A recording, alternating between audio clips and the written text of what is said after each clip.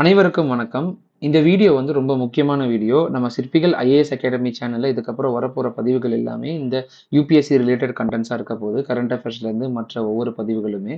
So இந்த பதிவு பார்த்தீங்கன்னா, union public service commission 2025 release பண்ணியிருக்கிற ஒரு நோட்டிஃபிகேஷன் பத்தி தான் பார்க்க போறோம். முழு தகவலையும் பார்க்க போறோம். இதுல யார் யார் எழுதலாம்? எஜுகேஷன் குவாலிஃபிகேஷன் என்னென்ன இருக்கு? எத்தனை வயசு வரைக்கும் எழுதலாம்? அது மட்டும் இல்லாம இதோட சிலபஸ் அண்ட் எக்ஸாம் பேட்டர்ன் ஏதாவது மாத்தியிருக்கிறாங்களா? அது ஏதாவது அப்டேட் பண்ணியிருக்கிறாங்களா? ஏதாவது புதுசா கொண்டு வந்திருக்காங்களா? இந்த மாரி மொத்த தகவல்களையும் நம்ம இந்த ஒரு பதிவுல பார்க்க போறோம். யுபிஎஸ்சி எக்ஸாம் அப்ளை பண்றதுக்கான ப்ரொசீஜரையுமே வந்து நான் அடுத்த வீடியோல பதிவு பண்றேன். அதையுமே நம்ம சேனல்ல வந்து தொடர்ந்து பார்த்துட்டு இருங்க. நம்ம சேனல் இப்பதான் நீங்க பார்க்குறீங்க அப்படின்னா, நம்ம சேனல்ல தொடர்ந்து பதிவு பார்த்துட்டு வாங்க. ரொம்பவே உங்களுக்கு பயனுள்ளதா இருக்கும். யுபிஎஸ்சி ரிலேட்டடா ஐஏஎஸ், ஐபிஎஸ் படிக்கிற மாணவர் ஒவ்வொருவர்களுக்குமே வந்து நம்ம பதிவுகள் வந்து ரொம்பவே இன்ட்ரெஸ்டிங்கா இருக்கும். ஆஸ் வெல் அஸ் நம்ம சேனல்ல வந்து ஐஏஎஸ் இன்டர்வியூ சம்பந்தமா ரிலேட்டட் வீடியோஸ் போட்டுக்கிட்டு இருக்கோம். அந்த ஐஏஎஸ் இன்டர்வியூ சம்பந்தமா போடுற வீடியோஸ் ஒவ்வொருத்தருக்குமே வந்து ரொம்பவே இன்ஸ்பிரேஷனா இருக்குதுன்னு சொல்லிட்டு நிறைய கமெண்ட்ஸ் வந்து எங்களுக்கு வந்துட்டு இருக்கு. ஸோ அதையுமே நாங்கள் தொடர்ந்து போட போறோம். So stay tuned in our channel. So first வந்து யூபிஎஸ்சி 2025 ரிலீஸ் பண்ணியிருக்கிற, அதாவது இந்த வருஷம் ரிலீஸ் பண்ணியிருக்கிற நோட்டிஃபிகேஷன் பார்த்தீங்கன்னா எப்போ ரிலீஸ் பண்ணியிருக்கிறாங்கன்னா 22ஆம் தேதி, அதாவது முந்தா நேற்று ரிலீஸ் பண்ணியிருக்கிறாங்க. 22ஆம் தேதி ரிலீஸ் பண்ற அந்த நோட்டிஃபிகேஷன் பார்த்தீங்கன்னா டில் எப்போ வரைக்கும் இருக்குன்னா 11ஆம் தேதி பிப்ரவரி வரைக்கும் இருக்கு. அதாவது 22 ஜான்ல இருந்து 11 பிப்ரவரி ஈவினிங் 6 PM வரைக்கும் தான். நிறைய பேர் வந்து டிஎன்பிஎஸ்சி எல்லாம் பார்த்தீங்கன்னா 11 PM டு 11:59 PM வரைக்கும் இருக்கும் அப்படிலாம் சொல்லுவாங்க. அதெல்லாம் கிடையாது. அவங்க சிலபஸ்லயே வந்து நோட்டிஃபிகேஷன்லயே தெளிவாக கொடுத்துருக்குறாங்க. 11ஆம் தேதி பிப்ரவரி 6 மணி கூட நோட்டிஃபிகேஷன் அப்படின்றது டேட் க்ளோஸ் ஆயிடும். கரெக்ஷன்ஸ் ஏதாவது இருந்துச்சுன்னா அது ஒரு 7 டேஸ் 8 டேஸ் கிட்ட கொடுக்குறாங்க. அதையுமே நம்ம வந்து கிளியரா பார்க்கலாம். ஸோ வேற ஏதாவது தகவல்கள் உங்களுக்கு வேணும், நான் இப்பதான் ப்ரிப்பேர் பண்ணிக்கிட்டு இருக்கேன், நான் வந்து 3rd year final semester attend பண்ணியிருக்கேன், என்னால் எழுத முடியுமா அப்படின்ற தகவல்கள் மொத்தத்தையுமே வந்து நான் இந்த வீடியோவில் சொல்லியிருப்பேன். ஸோ வீடியோவை கடைசி வரைக்கும் பாருங்க. ஓகே. ஸோ இந்த இயர் ரிலீஸ் பண்ணியிருக்கிற நோட்டிஃபிகேஷனில் கொடுக்கப்பட்ட வேகன்சிஸோட எண்ணிக்கை பார்த்தீங்கன்னா 979. ஸோ ஒவ்வொரு வருஷமும் வேகன்சிஸோட கவுண்ட் வந்து இன்க்ரீஸ் ஆகும், டிக்ரீஸ் ஆகும். ஸோ அதை பொருட்படுத்த வேணாம். நீங்க தரோவா படிச்சிருந்தீங்க, ஆல்ரெடி படிச்சதை வச்சு இந்த இருக்கிற குறிப்பிட்ட டைம்ல வந்து நீங்க ரிவைஸ் பண்ணீங்கனாலே உங்களால ஈஸியா அட்டன் பண்ண முடியும், ஈஸியா கிளியர் பண்ண முடியும். ஸோ ப்ரிலிமினரிக்கான எக்ஸாமினேஷன் நோட்டிஃபிகேஷன் தான் விட்டுருக்காங்க. மெயின்ஸுக்கான எக்ஸாமினேஷன் நோட்டிஃபிகேஷன் கிடையாது. ப்ரிலிமினரினா இப்போதான் வந்து அட்டன் பண்ண போறீங்க. இதான் first stage of UPSC examination, civil service examination. ஓகேங்களா? ஸோ இதுல என்னென்ன ஸ்டேஜஸ் இருக்கு அப்படின்னு சொல்லிட்டு நம்ம பார்க்கறதுக்கு முன்னாடி இதோட எஜுகேஷன் குவாலிஃபிகேஷன் என்ன அப்படின்னு சொல்லிட்டு நம்ம பார்த்துக்கலாம்.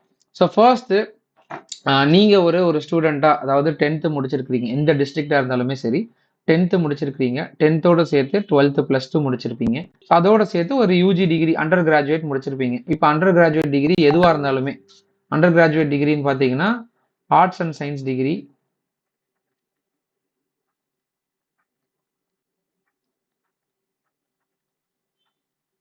அப்படி இல்லைன்னா இன்ஜினியரிங் டிகிரி.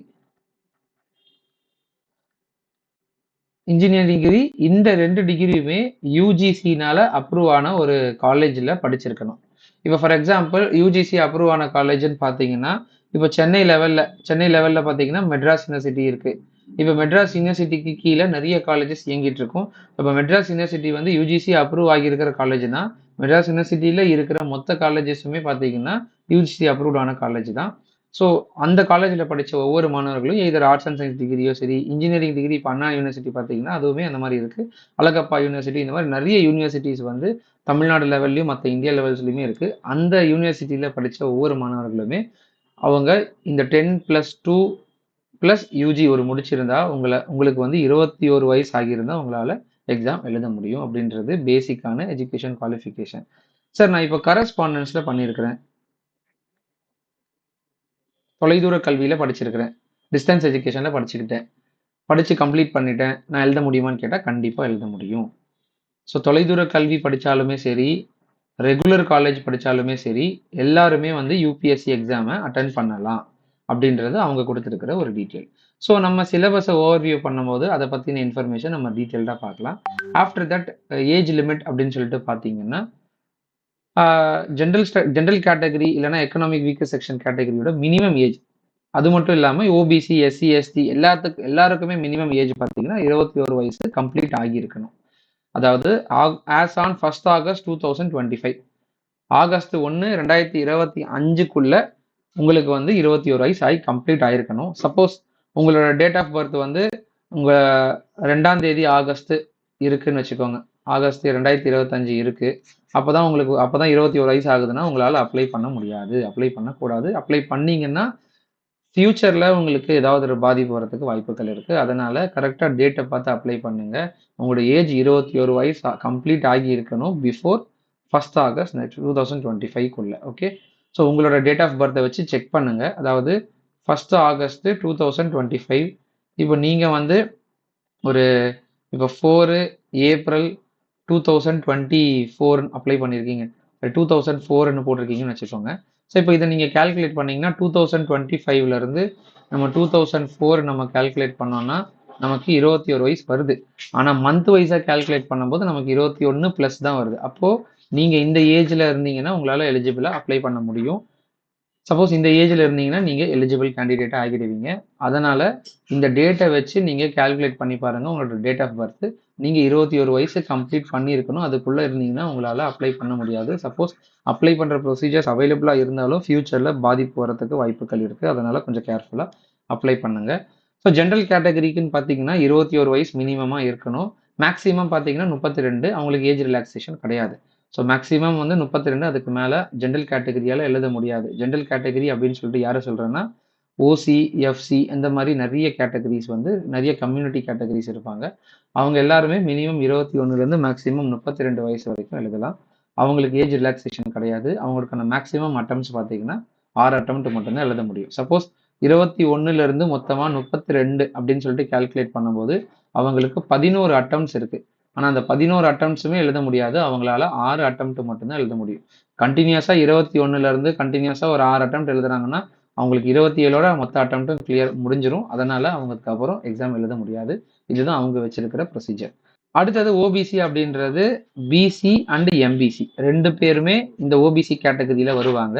அதுக்கு முன்னாடி அதாவது இந்த பிசி அண்ட் எம்பிசி கேட்டகரியில இருக்கிற ஸ்டூடெண்ட்ஸ் எல்லாருமே வந்து ஓபிசி சர்டிஃபிகேட் நீங்க அப்ளை பண்ணி வாங்கியிருக்கணும். ஓபிசி சர்டிஃபிகேட் தான் உங்களுக்கு க்ரீமி லேயர் அண்ட் நான் க்ரீமி லேயர் அப்படின்ற ஒரு ஸ்டேட்டஸை கொடுக்கும். இந்த ஸ்டேட்டஸ் எதுக்குன்னா உங்களுக்கு ரிசர்வேஷன் கேட்டகரிக்கு வரும்போது கம்யூனிட்டி வைஸ் ரிசர்வேஷன் வரும்போது உங்களுக்கு அது ஹெல்ப்ஃபுல்லாக இருக்கும். ஸோ க்ரீமி லேயர்னா ஒரு குறிப்பிட்ட ஆண்டு வருமானத்துக்கு கீழே இருக்கணும். அதுவுமே நம்ம தகவல்கள் முழுசாக பார்க்கலாம். ஸோ ஓபிசி அதாவது எம்பிசி இல்லைனா பிசி கேட்டகரியில் வர ஸ்டூடெண்ட்ஸ் எல்லாருக்குமே பார்த்தீங்கன்னா மினிமம் ஏஜ் 31, மேக்ஸிமம் ஏஜ் பார்த்தீங்கன்னா 35. ஸோ இந்த 32 வச்சிருக்கிற இந்த ஜென்ரல் கேட்டகரியிலிருந்து ப்ளஸ் 3 இயர்ஸ் ஆட் பண்ணி 35 அப்படின்னு சொல்லிட்டு வச்சிருக்காங்க. மேக்ஸிமம் அவங்களால 35 வயசு வரைக்கும் எழுத முடியும். அவங்களுக்கு இருக்கிற அட்டம்ப்ட் பார்த்தீங்கன்னா 9 அட்டம்ப்ட். இப்போ 21ல 35 வச்சு கால்குலேட் பண்ணோம்னா 14 வருஷம் வருது. ஆனால் 14 வருஷமே அவங்க எழுத முடியாது. அவங்களால 9 அட்டம்ப்ட் தான் எழுத முடியும். After that SC and ST கேண்டிடேட்ஸுக்கு பார்த்தீங்கன்னா minimum age limit 21, maximum age limit பார்த்தீங்கன்னா 37. அதாவது 5 வருஷம் ஜென்ரல் கேட்டகரியிலேருந்து 5 வருஷம் ஏஜ் ரிலாக்ஸேஷன் ஆகி ஆட் பண்ணும்போது நமக்கு 37. அவங்க 37 வயசு வரைக்கும் எழுதலாம். அவங்களுக்கான அட்டம்ப்ட் பார்த்தீங்கன்னா அன்லிமிட்டட் அட்டம்ப்ட். இப்போது நம்ம பிசி எம்பிசி மற்ற ஜென்ரல் கேட்டகரிஸுக்குள்ள இருக்கிற அட்டம்ப்ட்ஸ் மாதிரி இல்லாமல் 37லேருந்து 21 வரைக்கும் பார்த்தீங்கன்னா 16 வருஷம் வருது. 16 வருஷம் இருக்கிற ஒவ்வொரு எக்ஸாமினேஷனுமே இவங்க எழுதலாம். 16 அட்டம்ப்ட்ஸ் வரும் மேக்ஸிமமாக. அதாவது இந்த மினிமம் ஏஜ்லேருந்து மேக்ஸிமம் ஏஜ் நம்ம கால்குலேட் பண்ணி எழுதும்போது அவங்களுக்கு இருக்கிற அன்லிமிட்டட் அட்டம்ப்ட்ஸ் வந்து வச்சு எவ்வளோ எக்ஸாம்ஸ் வேணால் எழுதிக்கலாம். எவ்ரி இயர் ரிலீஸ் பண்ணுற ஒவ்வொரு நோட்டிஃபிகேஷன்ஸ் அப்ளை பண்ணி எழுதிடலாம். So after that persons with டிசபிலிட்டின்னு பார்த்தீங்கன்னா மினிமம் ஏஜ் லிமிட் வந்து 21. ஏஜ் ரிலாக்ஸேஷன் பார்த்தீங்கன்னா அவங்களுக்கு வந்து 10 வருஷம். ஸோ பர்சன்ஸ் வித் டிசபிலிட்டின்னு பார்த்தீங்கன்னா மினிமம் ஏஜ் லிமிட் சேம் தான், 21 தான். மேக்ஸிமம் ஏஜ் லிமிட் கொடுக்கல. எதுக்கு கொடுக்கல அப்படின்னா ஒவ்வொரு கேட்டகரி வைஸாக டிஃபர் ஆகும். இப்போ சப்போஸ் அவங்க ஜென்ரல் கேட்டகரியா இருந்தாங்கன்னா persons with disability who are in general category அப்படின்னா 32 + 10 அப்போனா அவங்களால 42 வயசு வரைக்கும் எழுதலாம். இதுவே ஓபிசி கேட்டகரியா இருந்தாங்கன்னா 35 + 10 45 வயசு வரைக்கும் எழுதலாம். இதுவே எஸ்சி எஸ்டி கேண்டிடேட்டா இருந்தாங்கன்னா 37 + 10 47 வயசு வரைக்கும் எழுதலாம். ஓகேங்களா? ஸோ இதுதான் அவங்க பர்சன் வித் டிசபிலிட்டிக்கு இருக்கிற ஒரு கேட்டகரி. அதுக்கப்புறம் அவங்களுக்கு ப்ரொடியூஸ் பண்ணியிருக்கிற அட்டம்ப்ட்ஸ் என்னன்னு பார்த்தீங்கன்னா மொத்தமாக 9 அட்டம்ப்ட்ஸ் தான் அவங்களால எழுத முடியும். யாருன்னா ஜென்ரல் கேட்டகரி அண்ட் ஓபிசி கேட்டகரியில் இருக்கிற ஸ்டூடெண்ட்ஸு. பேலன்ஸ் இருக்கிற அந்த எஸ்சி எஸ்டி பர்சன் வித் டிசபிலிட்டியாக இருக்கிற ஒவ்வொரு கேண்டிடேட்ஸுமே பார்த்தீங்கன்னா அன்லிமிட்டட் அட்டம்ப்ட்ஸ் எழுதலாம். 9 attempts only for general and OBC category. மற்ற 2 பேருக்குமே மேக்ஸிமம் அட்டம்ப்ஸ் அவங்க எழுதலாம். ஸோ இது வந்து அவங்களுக்கான ஏஜ் லிமிட். எஜுகேஷன் குவாலிஃபிகேஷன் பார்த்தாச்சு, ஏஜ் லிமிட் பார்த்தாச்சு. இப்போ நம்ம சிலபஸை ஓவர்வியூ பண்ணி அந்த பேட்டர்ன் எப்படி வச்சிருக்கிறாங்க, எப்படி அப்ளை பண்ணணும், வேற என்ன மற்ற டீட்டெயில்ஸ் இருக்கு அப்படின்றத தகவல்கள் முழுசா பார்க்கலாம். ஸோ நீங்க கூகுள்குள்ள போன உடனே யூபிஎஸ்சி நோட்டிஃபிகேஷன் 2025 டைப் பண்ண உடனே உங்களுக்கு ஃபர்ஸ்ட் லைன்லேயே வந்து வரும். ஸோ அதை கிளிக் பண்ணீங்கன்னா உங்களுக்கு இந்த பேஜ் ஓப்பன் ஆகும். இதுதான் அவங்க அஃபிஷியலாக ரிலீஸ் பண்ணியிருக்கிற நோட்டிஃபிகேஷன். இதில் வந்து 2 பிடிஎஃப் இருக்கும். ஒன்று வந்து நோட்டீஸு, இன்னொன்று இன்ஸ்ட்ரக்ஷன். இப்போ இதை வச்சு நீங்கள் அந்த டீட்டெயில்ஸை தெரிஞ்சுக்கலாம். இப்போ நான் சொன்ன அந்த ஏஜ் லிமிட், எஜுகேஷன் குவாலிஃபிகேஷன் எல்லாமே இந்த நோட்டீஸில் இருக்கும். இன்ஸ்ட்ரக்ஷன் பார்த்தீங்கன்னா எப்படி அப்ளை பண்ணணும் அப்படின்ற டீட்டெயில்ஸ் சொல்லியிருப்பாங்க. ஸோ இதை பற்றின ஒரு வீடியோ வந்து நான் திருப்பியும் கொடுக்குறேன். நீங்கள் யூபிஎஸ்சி ப்ரிப்பேர் பண்ணுறீங்க அப்படின்னா அதை பற்றின ஃபுல் டீட்டெயில்ஸ் வந்து நான் ஒரு வீடியோவாக பதிவிட்டிருக்கோம். அந்த வீடியோவில் மொத்த தகவல்களுமே இருக்குது. பேப்பர் 1லேருந்து மெயின்ஸ் பேப்பர் வரைக்கும் ஒவ்வொரு பேப்பரையும் டிஸ்கஸ் பண்ணி எடுத்துருக்கிறோம். ஸோ 2 வீடியோ லிங்க் இருக்குது. அந்த 2 வீடியோவுமே முழுமையாக பாருங்கள். ரொம்பவே பதிவுகள் பயனுள்ளதாக இருக்கும் உங்களுக்கு. அது மட்டும் இல்லாமல் எந்தெந்த புக்ஸை படிக்கணும், நியூஸ் பேப்பர்ஸ் எப்படி படிக்கணும் முதற்கொண்டு நாங்கள் டீட்டெயில்டாக அதில் சொல்லியிருக்கிறோம். மேலும் தகவல்கள் உங்களுக்கு வேணும்னா நீங்கள் கமெண்ட்டில் தெரியப்படுத்துங்க. அப்ளை பண்ணணும்னா இந்த லிங்க்லேயே போயிட்டு கிளிக் ஹியர் அப்படின்ற லிங்கை நீங்கள் ப்ரெஸ் பண்ணீங்கன்னா வேறு புது விண்டோவுக்கு போகும். அது அப்ளிகேஷன் ஒன் டைம் ரெஜிஸ்ட்ரேஷன் பண்ணதுக்கப்புறம் நீங்கள் மொத்த டீட்டெயில்ஸை ஃபில் பண்ணி அப்ளை பண்ணுற மாதிரி இருக்கும். அதை பற்றின ப்ரொசீஜர்ஸ் நான் ஒரு வீடியோவில் நான் ஃபுல்லாக டீட்டெயிலாக பதிவு பண்ணுறேன். ஆஃப்டர் தட் இப்போ நோட்டீஸில் நீங்கள் கிளிக் பண்ணிங்கன்னா உங்களுக்கு நோட்டீஸ் ஓப்பன் ஆகும். இப்போ இந்த சிலபஸ் பார்த்தீங்கன்னா மொத்தமாக நமக்கு 157 பேஜ் வரைக்கும் கொடுத்துருப்பாங்க. அந்த 157 பேஜுமே பார்க்கணும்னு அவசியம் இல்லை. சப்போஸ் நீங்கள் யூபிஎஸ்சி ப்ரிப்பேர் பண்ணுற ஸ்டூடெண்ட்ஸாக இருந்தீங்கன்னா உங்களுக்கு ஆல்ரெடி சிலபஸ் தெரிஞ்சிருக்கும். புதுசாக வந்தவங்களுக்கு ஃபஸ்ட்டு வந்து இன்ஸ்ட்ரக்ஷன்ஸ் கொடுத்துருப்பாங்க, அதுக்கப்புறம் வந்து சிலபஸ் கொடுத்துருப்பாங்க. இப்போ சிலபஸ் பார்த்தீங்கன்னா நமக்கு டோட்டலாக எத்தனை பேப்பர்ஸ் வருது, அந்த பேப்பர்ஸில் என்னென்ன சப்ஜெக்ட்ஸ்லாம் கவர் ஆகுது அப்படின்ற மொத்த டீட்டெயிலுமே கொடுத்துருப்பாங்க. அதுவுமே நான் உங்களுக்கு எந்த பேஜில் இருக்குது அப்படின்றத மென்ஷன் பண்ணுறேன். ஸோ இந்த வீடியோவை ஃபுல்லாக பாருங்கள். ஃபஸ்ட்டு வந்து நான் ஏற்கனவே நம்ம வீடியோஸில் முன்னாடி சொன்ன மாதிரி எப்படி அப்ளை பண்ணுறது அப்படின்ற டீட்டெயில்ஸ் நான் சொல்லியிருப்பேன். அப்படி அப்ளை பண்ணுறதுக்கான ப்ரொசீஜர் ஒரு வீடியோவில் இன்னொரு வீடியோவில் தனியாக கொடுக்குறேன். அதையுமே நீங்கள் பாருங்கள். அப்ளை பண்ணுறதுக்கு தெரிஞ்சவங்க ஆல்ரெடி நம்ம யூஸ் பண்ணிட்டு இருக்க இந்த upsconline.government.in அந்த வெப்சைட்லேயே போயிட்டு நம்ம பார்த்து அப்ளை பண்ணிக்கலாம். ஸோ மாடிஃபிகேஷன் சப்போஸ் நம்ம அப்ளை பண்ணிட்டோம், இதில் ஓடிஆர் ப்ரொஃபைல் ஏதாவது ஒரு அப்டேட் பண்ணணும் அப்படின்னா 18ஆம் தேதி வரைக்கும் நமக்கு டைம் கொடுக்குறாங்க. ஸோ அந்த 18ஆம் தேதி தான் நமக்கு லாஸ்ட்டாக மாடிஃபிகேஷன் பண்ணுற டேட்டு. அதே தான் நம்ம அப்ளை பண்ணுற டேட்டு. சப்போஸ் ஓடிஆர் அப்ளை பண்ணிவிட்டு நம்ம அப்ளிகேஷன்ஸில் ஏதாவது வந்து நம்ம மிஸ்டேக்ஸ் இருக்குது, அதை மாற்றணும் அப்படின்னா இந்த 12ஆம் தேதியிலேருந்து 18ஆம் தேதி வரைக்கும் அந்த மிஸ்டேக்ஸை கரெக்ட் பண்ணுறதுக்கான சான்சஸ் நமக்கு கொடுக்குறாங்க. ஒன்ஸ் 18 தாண்டிடுச்சுன்னா அதுக்கப்புறம் அப்ளை பண்ண முடியாது, ஃபிக்ஸட் தான். சப்போஸ் நீங்கள் தப்பாக அப்ளை பண்ணியிருந்தீங்கன்னா அந்த இன்ஃபர்மேஷன்ஸ் இன்வாலிடாக இருந்துச்சுன்னா உங்களுக்கு ஆல் டிக்கெட் ப்ரொடியூஸ் பண்ண மாட்டாங்க. ஸோ அப்ளை பண்ணும்போது ரொம்பவே கேர்ஃபுல்லாக பாருங்கள். அதில் மென்ஷன் பண்ணியிருக்கிற டீட்டெயில்ஸ் தான் கொடுக்கணும். நீங்களே அப்ளை பண்ணலாம். நெட் சென்டர்ஸ்லேயோ மற்ற சென்டர்ஸ்லேயோ போயிட்டு அப்ளை பண்ணி 500 600 சொல்லிட்டு செலவு பண்ணாதீங்க. ரொம்ப அதிகமாக சார்ஜ் பண்ணுற மாதிரி இருக்கும். அதனால் நீங்கள் படிச்சிருக்கீங்க, டிகிரி வரைக்கும் முடிச்சிருக்கீங்கன்னு அந்த நாலேஜே போதுமானது அப்ளை பண்ணுறதுக்கு. ஸோ அந்த நாலேஜை வச்சு நீங்கள் அப்ளை பண்ணி ஹால் டிக்கெட் வாங்கிக்கோங்க. ஸோ பேசிக்ஸாக என்னென்னலாம் கேண்டிடேட் வச்சிருக்கணும் அப்படின்ற டீட்டெயில்ஸ் வந்து கொடுத்துருக்காங்க. ஃபோட்டோ, ஐடி கார்டு, சிக்னேச்சர் பண்ணது, 10th சர்டிஃபிகேட், மற்ற எல்லா சர்டிஃபிகேட்ஸும் இருக்குது. ஓபிசி சர்டிஃபிகேட், சப்போஸ் நீங்கள் பிசி எம்பிசியாக இருந்தாங்கன்னா ஓபிசி சர்டிஃபிகேட் இருக்கணும், இன்கம் சர்டிஃபிகேட் இருக்கணும். ஸோ இந்த மாதிரி பேசிக்கான டீட்டெயில்ஸ் எல்லாமே கொடுத்துருப்பாங்க. அதில் இருக்கிற டீட்டெயில்ஸை கரெக்டாக அந்த டாக்குமெண்ட்டுக்கு ஏற்ற மாதிரி வெரிஃபை பண்ணி போடுங்க. அதுதான் வந்து உங்களுக்கு கடைசி ஃபைனல் வெரிஃபிகேஷனில் வரும். ஒரு முக்கியமான விஷயம், mail ID and phone number வந்து ரொம்பவே முக்கியமானது. அதுக்கு தான் ஓடிபி அண்டு மற்ற மெசேஜஸ் எல்லாமே வரும். ஸோ உங்களுக்கு கடைசியாக கால் லெட்டர், கடைசி இன்டர்வியூ லெட்டர் முதற்கொண்டு எல்லாமே மெயில் ஐடி ஃபோனில் தான் கொடுப்பாங்க.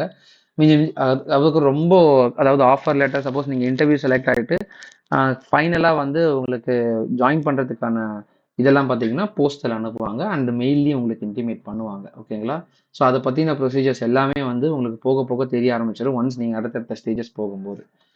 ஸோ ஆஃப்டர் தட் இது லாஸ்ட் டேட் ஃபார் அப்ளிகேஷன் பார்த்தீங்கன்னா ஏற்கனவே நம்ம சொன்ன மாதிரி 11ஆம் தேதி பிப்ரவரி வந்து ஈவினிங் 6 o'clock முடிஞ்சிடும். அதுக்கப்புறம் நம்ம அப்ளை பண்ண முடியாது. நிறைய பேர் 11:59க்கு தான் வந்து அப்ளை பண்ணுவாங்க. அந்த மாதிரிலாம் அப்ளை பண்ணீங்கன்னா உங்களால் பண்ண முடியாது. அதே மாதிரி 6 மணிக்கு முடியுதுன்னா 5:59க்கே பண்ணாதீங்க. கொஞ்சம் முன்னாடியே 1 hour 2 hour பிஃபோராகவே பண்ணிடுங்க. ஏன்னா எல்லாருமே அந்த டைமில் பண்ணுறதுனால சர்வர் பிஸி ஆகிறதுக்கு சான்சஸ் இருக்குது. ஸோ 11ஆம் தேதி பிப்ரவரி 6 PM அப்ளிகேஷன் வந்து எண்ட் ஆகிடும். அதுக்கு முன்னாடி அப்ளை பண்ணிடுங்க. ராங் ஆன்சர்ஸ் பத்தின இன்ஃபர்மேஷன், எவ்வளோ பேப்பர்ஸ் இருக்கு, அந்த பேப்பர்ஸ்ல ஒவ்வொன்னுத்துலயும் எத்தனை சப்ஜெக்ட்ஸ் இருக்கு அப்படின்ற மொத்த டீடைல்ஸுமே ஒரு வீடியோவா கொடுத்துருக்கோம். அந்த வீடியோவோட லிங்க் கீழ இருக்கு. அந்த லிங்கை நீங்க கிளிக் பண்ணி பாருங்க. ஓகேங்களா? ஸோ இதுல மென்ஷன் பண்ணியிருக்கிற அந்த டைமிங்கு, இந்த ஃபெலிசிட்டேஷன் இந்த எல்லாமே இன்ஸ்ட்ரக்ஷன்ஸ் எல்லாமே பேசிக்கா ஒரு ஸ்டூடெண்ட்ஸுக்கு கொடுக்கறது தான். அது அவங்க சைட்ல கொடுக்கறது. ஸோ இதுல எத்தனை ரவுண்ட்ஸ் இருக்கு, என்னென்னலாம் பண்ணணும் அப்படின்ற மொத்த டீடைல்ஸுமே வந்து இதுல கொடுத்துருக்காங்க. இந்த ஃபோட்டோ எப்படி அப்லோட் பண்ணணும், அது என்ன ஸ்பேஸ்ல இருக்கணும் அப்படின்றதெல்லாம் கொடுத்துருக்காங்க. ஓகே. ஸோ அது எல்லாமே நீங்க அப்ளை பண்ற ப்ரொசீஜர்ஸ்ல நான் சொல்றேன். அதெல்லாம் நீங்க பார்த்து கத்துக்கோங்க. ஆஃப்டர் தட் இந்த மென்ஷன் பண்ணியிருக்கிற 979 வேக்கன்சிஸ்ல பார்த்தீங்கன்னா, நமக்கு மென்ஷன் பண்ணியிருக்கிற ரொம்ப முக்கியமான வேக்கன்சிஸ் ஆனது இது. இந்த டிபார்ட்மெண்ட்ஸ்ல எல்லாமே சூஸ் பண்றாங்க. ஸோ அவங்க 979 வேக்கன்சிஸ் எல்லாமே இந்த டிபார்ட்மெண்ட்ல தான் ஃபில் பண்ணுவாங்க. இந்தியன் ஃபாரஸ்ட் சர்வீஸை தவிர. ஓகேங்களா? ஸோ இந்தியன் ஃபாரஸ்ட் சர்வீஸ் பார்த்தீங்கன்னா, தனியா எக்ஸாம்ஸ் எழுதணும். ஸோ அந்த ஃபாரஸ்ட் சர்வீஸையுமே வந்து நீங்க அப்ளை பண்ணும்போது உங்களுக்கு வேணும்னா அதை கிளிக் பண்ணி அப்ளை பண்ணிக்கலாம். அதர்வைஸ் நீங்க மென்ஷன் பண்ணியிருக்கிற இந்த யூபிஎஸ்சி சிவில் சர்வீஸ் எக்ஸாமினேஷன் பண்ணீங்கன்னா, நீங்க எழுத போற இந்த எக்ஸாம்ஸுக்கான அந்த வேக்கன்சிஸ் வந்து இந்த டிபார்ட்மெண்ட்ல தான் ஃபில் பண்ணுவாங்க. ஸோ இதுல தான் வந்து ஹையஸ்ட் போஸ்டிங்கான ஐஏஎஸ், ஐஎஃப்எஸ், ஐபிஎஸ் இந்த மாதிரி மொத்த கேட்டகரியுமே வந்து இந்த இதுல இருந்து தான் வரும். ஓகேங்களா? ஸோ இதை ஃபுல்லா கோ த்ரூ பண்ணுங்க. என்ன டிபார்ட்மெண்ட்ல நீங்க போக போறீங்க, உங்களோட பர்டிகுலர் நீங்க இதுக்கு தான் போக போறீங்க அப்படின்ற உங்களுக்கு ஏதாவது ஐடியா இருந்துச்சுன்னா இந்த எக்ஸாம் நீங்க அட்டன் பண்ணி போஸ்டிங் வாங்குங்க. ஸோ இதில் மென்ஷன் பண்ணியிருக்கிற 979 வேகன்சிஸில் 38 வேகன்சிஸ் வந்து அவன் யூபிஎஸ்சி ரிசர்வ் பண்ணி வைக்கும். யாருக்குன்னா persons with benchmark disability கேட்டகரிக்காக. அந்த 38 வேகன்சிஸில் 12 வேகன்சிஸ் பார்த்தீங்கன்னா candidates blindness and low vision அவங்களுக்காக. 7 வேகன்சிஸ் பார்த்தீங்கன்னா 7 வேகன்சிஸ் பார்த்தீங்கன்னா 7 வேகன்சிஸ் பார்த்தீங்கன்னா டெஃப் அண்ட் ஹார்ட் இயரிங்கு அவங்க கேண்டிடேட்ஸுக்காக. 10 வேகன்சிஸ் யாருன்னு பார்த்தீங்கன்னா இப்போ ஆக்சிடென்ட்ல ஏதாவது உறுப்புகள் இழந்திருப்பாங்க அவங்களுக்கு, ஆசிட் அட்டாக் விக்டிம்ஸு, அதுக்கப்புறம் லெப்ரசினால குணமாக்கப்பட்டவங்க, குட்டையா இருக்கிறவங்க, இவங்க எல்லாருமே பார்த்தீங்கன்னா இந்த எக்ஸாம்ஸ் அப்ளை பண்ணி எழுதலாம். அவங்களுக்காக 10 வேகன்சிஸை வந்து யூபிஎஸ்சி டிபார்ட்மெண்ட் வந்து ரிசர்வ் பண்ணி வைக்கும். ஸோ இந்த மாதிரி பேசிக் ரிசர்வேஷன்ஸு அவங்களோட கேட்டகரிஸ் அண்டு அவங்களோட கம்யூனிட்டி கிளாஸஸை பேஸ் பண்ணி அவங்க ரிசர்வ் பண்ணி வைப்பாங்க. மிஞ்சி இருக்கிற வேகன்சிஸ் தான் வந்து நார்மலாக இருக்கிற ஸ்டூடெண்ட்ஸுக்கான வேகன்சிஸ் ஃபில் பண்ணுற வேகன்சிஸ். ஓகேங்களா? ஸோ பேசிக்காக இருக்கிற டீட்டெயில்ஸ் எல்லாமே நம்ம பார்த்தாச்சு. அதே மாதிரி அந்த பெஞ்ச் மார்க் டிசபிலிட்டிக்கான டீட்டெயில்ஸுமே இதில் கொடுத்துருக்காங்க. சப்போஸ் இந்த நம்ம வீடியோவை வந்து அந்த மாதிரி கேண்டிடேட்ஸ் யாராவது பார்க்குறாங்கன்னா உங்களுக்கு மேலும் தகவல்கள் வேணும்னு கமெண்ட்ல தெரியப்படுத்துங்க. ஓகேங்களா? நாங்கள் உங்களுக்கு ஆன்சர் பண்ணுறோம். ஸோ இப்போ UPSC civil service preliminary exam நம்ம பார்க்கறதுக்கு முன்னாடி இதில் மொத்த ஸ்டேஜஸ் என்னென்ன இருக்குதுன்னு சொல்லிட்டு தெரிஞ்சுக்கலாம். ஸோ இதில் மொத்தமாக 3 ஸ்டேஜஸ் இருக்கு. ஃபர்ஸ்ட் ஸ்டேஜ்னு பார்த்தீங்கன்னா ப்ரிலிமினரி எக்ஸாமினேஷன்.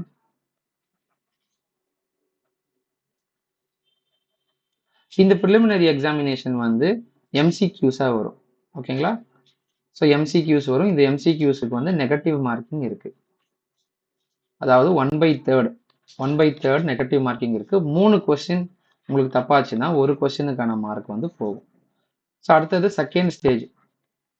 ஸோ இதை பற்றின ஃபுல் இன்ஃபர்மேஷன், இந்த ப்ரிலிமினரியில் எத்தனை பேப்பர்ஸ் இருக்கு, அதில் இருக்கிற நெகட்டிவ் மார்க்ஸு, எந்தெந்த இதெல்லாம் எலிஜிபிலிட்டி பேப்பரு, இதை வந்து நமக்கு மார்க்கை கன்சிடர் பண்ணிப்பாங்க அப்படின்ற தகவல்கள் எல்லாமே நான் மென்ஷன் பண்ணியிருக்க இந்த வீடியோலயே இருக்கு. நீங்கள் கிளிக் பண்ணி பார்த்துக்கோங்க. அடுத்தது செகண்ட் ஸ்டேஜ் பார்த்தீங்கன்னா மெயின்ஸ் எக்ஸாமினேஷன். இந்த மெயின்ஸில் பார்த்தீங்கன்னா டிஸ்கிரிப்டிவ் டைப்பில் எழுதுவீங்க. இந்த டிஸ்கிரிப்டிவ் டைப்பில் மொத்தமாக 9 பேப்பர்ஸ் வரும். இந்த 9 பேப்பர்ஸில் நீங்கள் எழுத போகிற பேப்பர்ஸில் எப்படி வேலிடேட் பண்ணுவாங்க அப்படின்ற மொத்த தகவல்களும் அதில் கொடுத்துருக்காங்க. நீங்கள் பாருங்கள். ஒன்ஸ் மெயின் செலக்ட் ஆனதுக்கப்புறம் தேர்ட் ஸ்டேஜ் வந்து இன்டர்வியூ ஸ்டேஜ். அந்த இன்டர்வியூ ஸ்டேஜ் பார்த்தீங்கன்னா டெல்லியில் நடக்கும். அந்த இன்டர்வியூவில் யாரெல்லாம் மெயின்ஸை செலக்ட் ஆயிருக்காங்களோ அந்த இன்டர்வியூவில் செலக்ட் ஆகிட்டு இந்த இன்டர்வியூவில் செலக்ட் ஆனதுக்கப்புறம் இந்த இன்டர்வியூ மார்க்ஸையும் மெயின்ஸ் மார்க்ஸையும் வச்சு தான் உங்களோட டோட்டல் ரேங்க் வந்து போடுவாங்க. இந்த ப்ரிலிமினரியில் எடுக்கிற மார்க் வந்து வேலிடேட் பண்ண மாட்டாங்க. இது ஜஸ்ட் எலிஜிபிலிட்டிக்காக மட்டும்தான். மெயின்ஸுக்கு மூவ் பண்ணுறதுக்கு ஃபில்டர் பண்ணுறதுக்காக வைக்கிற ஒரு எக்ஸாம் தான் இந்த ப்ரிலிமினரி எக்ஸாமினேஷன். இதோட மார்க்கு கன்சிடர் பண்ண மாட்டாங்க. நீங்கள் மெயின்ஸில் எடுக்கிற மார்க்கும் இன்டர்வியூவில் எடுக்கிற மார்க்கும் மொத்தமாக வச்சு தான் உங்களோட ரேங்கிங்கை வந்து பேஸ் பண்ணுவாங்க. ஸோ இந்த ப்ரிலிமினரி எக்ஸாமினேஷன் பார்த்தீங்கன்னா ஆல் ஓவர் இந்தியாவில் தமிழ்நாட்டில் எங்கெங்கெல்லாம் நடக்கும்னு பார்த்தீங்கன்னா மொத்தமாக 5 இடத்துல தமிழ்நாட்டில் நடக்கும். பாண்டிச்சேரியில் ஒரு இடத்துல நடக்கும். ஸோ மொத்தமாக தமிழ்நாடுன்னு பார்த்தீங்கன்னா சென்னையில் நடக்குது, கோயம்புத்தூரில் நடக்குது, மதுரையில் நடக்குது, வேலூர்ல நடக்குது. அதுக்கப்புறம் பார்த்தீங்கன்னா திருச்சிராப்பள்ளியில் நடக்குது. ஸோ மொத்தமாக 5 பிளேசஸில் மட்டும்தான் இந்த ப்ரிலிமினரி எக்ஸாமினேஷன் நடக்கும். சப்போஸ் அதுக்கு நியர்பையாக இருக்கிற டிஸ்ட்ரிக்ஸ் எல்லாருமே இந்த டிஸ்ட்ரிக்ஸில் தான் வந்து எழுதணும். நீங்கள் அப்ளை பண்ணும்போதே உங்களுக்கு இந்த 5 டிஸ்ட்ரிக்ட் மட்டும்தான் காட்டும். அதையுமே நான் இன்ஃபார்ம் பண்ணுறேன். As well as mains examination பார்த்தீங்கன்னா மொத்தமாக இந்தியா ஃபுல்லாக பார்த்தீங்கன்னா முக்கியமான ஸ்டேட்ஸில் மட்டும்தான் கொடுத்துருப்பாங்க. ஸோ தமிழ்நாட்டில்னு பார்த்தீங்கன்னா சென்னையில் மட்டும்தான் இருக்கும். அந்த மாதிரி ஒவ்வொரு ஸ்டேட்லேயுமே ஒரு குறிப்பிட்ட டிஸ்ட்ரிக்டில் தான் மென்ஷன் பண்ணியிருப்பாங்க. ஓகே, ஸோ தமிழ்நாட்டில் சென்னையில் தான் இருக்கும். நீங்கள் கன்னியாகுமரியில் இருந்தாலுமே சரி, தமிழ்நாட்டில் எந்த ஓரத்தில் இருந்தாலுமே சரி, நீங்கள் சென்னையில் வந்து தான் மெயின்ஸ் எக்ஸாம் எழுதணும். ஸோ இதையுமே நீங்கள் தெரிஞ்சுக்கணும். இன்டர்வியூ வந்து டெல்லியில் தான் நடக்கும். நீங்கள் இந்தியாவில் எங்கே இருந்தாலுமே டெல்லியில் தான் நீங்கள் வந்து அட்டென்ட் பண்ணணும். ஸோ இதுவுமே வந்து பேசிக்கான டீட்டெயில்ஸ் நீங்கள் தெரிஞ்சுக்க வேண்டியது. ஸோ பிளான் ஆஃப் எக்ஸாமினேஷன் நான் ஏற்கனவே சொன்ன மாதிரி சிவில் சர்வீஸ் எக்ஸாமினேஷன் வந்து 2 பார்ட் இருக்கு. ஒன்று ப்ரிலிமினரி எக்ஸாமினேஷன் அண்ட் அதுக்கப்புறம் பார்த்தீங்கன்னா ரிட்டன் அண்ட் இன்டர்வியூ எக்ஸாமினேஷன். ஓகேங்களா, அதுக்கப்புறம் பார்த்தீங்கன்னா ரிட்டன் அதாவது மெயின்ஸ் எக்ஸாமினேஷன் அண்ட் இன்டர்வியூ இது ரெண்டுமே சேர்த்து தான் அவங்க selection of the candidates for various services and posters noted above. So அது எல்லாமே என்னென்ன டீட்டெயில்ஸ் கொடுத்துருக்காங்க அப்படின்றது மென்ஷன் பண்ணியிருக்காங்க. ஸோ மெயின்ஸ் எக்ஸாமினேஷனையும் இன்டர்வியூ அந்த ரெண்டுமே சேர்த்து தான் உங்களுக்கான போஸ்டிங்ஸ் அலாட் பண்ணுவாங்க. ஸோ மற்றது எல்லாமே பேசிக்காக நம்ம சொன்னது தான். யாரெல்லாம் எலிஜிபிலிட்டி, இந்த நேஷனாலிட்டி எலிஜிபிலிட்டி கண்டிஷன்ஸ் எல்லாமே கொடுத்துருப்பாங்க. அதுக்கப்புறம் ஏஜ் லிமிட் நம்ம பார்த்துட்டோம். ஆஸ் வெல் அஸ் நம்ம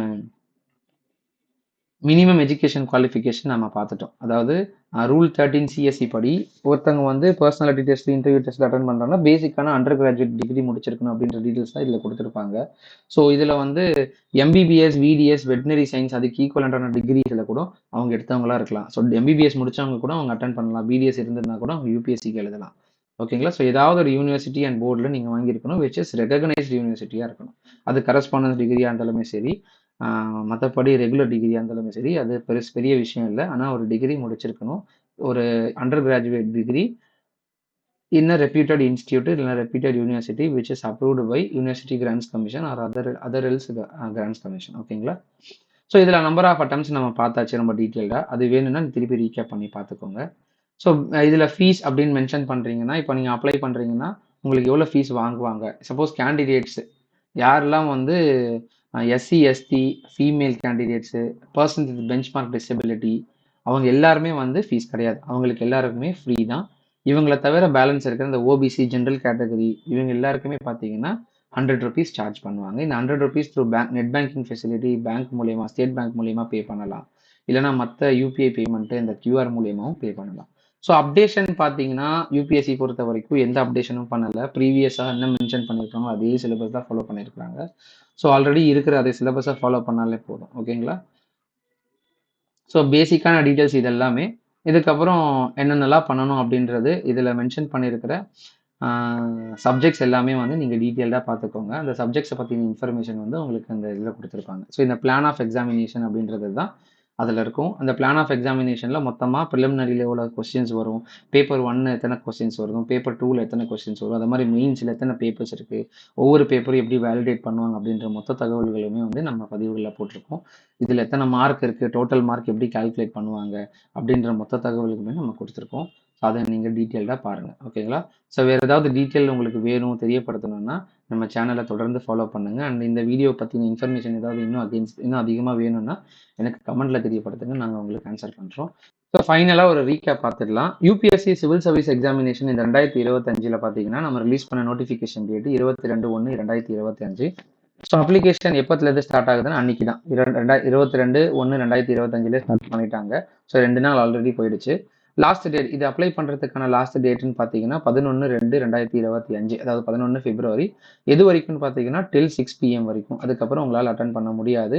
ஸோ இதை பற்றின ஒரு இன்னும் ஏதாவது மாடிஃபிகேஷன்ஸ் ஏதாவது பண்ணணும் அப்படின்னா டில் 18 பிப்ரவரி வரைக்கும் நமக்கு டைம் இருக்குது. அதாவது நீங்கள் அப்ளை பண்ணிவிட்டு அப்ளிகேஷன்ஸ் ஏதாவது மாடிஃபிகேஷன்ஸ் பண்ணணும் அப்படின்னா 18 பிப்ரவரி வரைக்கும் டைம் இருக்குது. ப்ரிலிம்ஸ் எக்ஸாமினேஷனோட டேட் பார்த்தீங்கன்னா 25/5/2025. ஓகேங்களா, ஸோ அதை வந்து அதுக்கப்புறம் ஒரு வாரத்துலேயே இல்லைன்னா வந்து 2 வாரத்தில் உங்களுக்கு வந்து ரிலீஸ் பண்ணிடுவாங்க. 10 to 15 டேஸ் இல்லைனா 10 to 20 டேஸ்லேயே வந்து உங்களுக்கு ரிசல்ட்ஸ் அனௌன்ஸ்மெண்ட் பண்ணிடுவாங்க. ப்ரிலிமினரி ரிசல்ட்ஸ் இப்போலாம் சீக்கிரமாகவே வந்துடுது. இப்போ மெயின்ஸ் எக்ஸாமினேஷன் பார்த்தீங்கன்னா 22/8/2025 டோட்டலாக நமக்கு 3 மாதம் தான் வந்து இருக்குது. ஸோ 3 மாதத்தில் அடுத்த மெயின்ஸ் எக்ஸாமினேஷன் வந்துடும். ஒன்ஸ் ப்ரிலிம்ஸ் வந்து கிளியர் பண்ணதுக்கப்புறம் அதுக்கு அடுத்த 1 மாதத்தில் இல்லைனா வந்து அதுக்கு அடுத்த ஒரு 10 நாள்லேயே வந்து மெயின்ஸ் எக்ஸாமினேஷனுக்கான அப்ளிகேஷன் விட்டுடுவாங்க. ஸோ இந்த அப்ளிகேஷன் அப்ளை பண்ணதுக்கப்புறம் மெயின்ஸ் எக்ஸாம் எழுதலாம். ப்ரிலிம்ஸ் எக்ஸாமினேஷன் பார்த்தீங்கன்னா ஹிந்தி அண்டு இங்கிலீஷில் மட்டும்தான் வரும். சப்போஸ் நீங்கள் தமிழ் மீடியம் ஸ்டூடெண்ட்ஸாக இருந்தீங்க அப்படின்னா இங்கிலீஷை வந்து சைட் பை சைட் கேதர் பண்ணிக்கோங்க, இன்ஃபர்மேஷன்ஸை கேதர் பண்ணிக்கோங்க, கம்யூனிகேஷனை வளர்த்துக்கோங்க. அண்ட் மெயின்ஸ் எக்ஸாமினேஷன் பார்த்தீங்கன்னா நீங்கள் தமிழ்லையும் எழுதலாம். ஸோ அது ஒரு ஆப்பர்ச்சுனிட்டி இருக்குது. தமிழ் மீடியம் மாணவர்கள் வந்து எத்தனையோ பேர் ஐஏஎஸ் ஐபிஎஸ் கிளியர் பண்ணிட்டு தமிழ் மீடியமில் எழுதி தமிழ் வழியாக எழுதி கிளியர் பண்ணியிருக்கிறாங்க. நம்ம ஆல்ரெடி பார்த்துருப்போம். நிறைய எக்ஸாம்பிள்ஸ்லாம் நீங்கள் பார்த்துருப்பீங்க. இன்ஸ்பிரேஷனான ஸ்டோரிஸ் எல்லாமே பார்த்துருப்பீங்க. ஸோ நீங்கள் தமிழ் மீடியம் ஸ்டூடெண்ட்டாக இருந்தீங்கன்னா மெயின்ஸ் எக்ஸாம் தமிழில் எழுதலாம் அப்படின்றது ஒரு அப்டேட். ஸோ இன்டர்வியூ டேட் வந்து மெயின்ஸ் எக்ஸாம் ரிலீஸ் நடந்து முடிஞ்சு அதில் வந்து செலக்ட் ஆகிற கேண்டிடேட்ஸை வந்து ஒரு டைம் ஒரு பீரியட்ல கூப்பிடுவாங்க. அந்த டேட் வந்து யூபிஎஸ்சி கடைசியாக தான் அனௌன்ஸ்மெண்ட் பண்ணுவாங்க. ஸோ இதுதான் வந்து மொத்தமாக யூபிஎஸ்சி சிவில் சர்வீஸ் எக்ஸாமினேஷனோட மொத்த நோட்டிஃபிகேஷன். இந்த நோட்டிஃபிகேஷனோட பிடிஎஃப் லிங்க் நான் வந்து கீழே டிஸ்கிரிப்ஷனில் கொடுத்துருக்கேன். நீங்கள் டவுன்லோட் பண்ணி பாருங்கள். வேறு ஏதாவது தகவல் வேணும்னா நீங்கள் கமெண்ட்டில் தெரியப்படுத்துங்க. அடுத்த வீடியோவில் உங்களை சந்திக்கிறேன். நன்றி.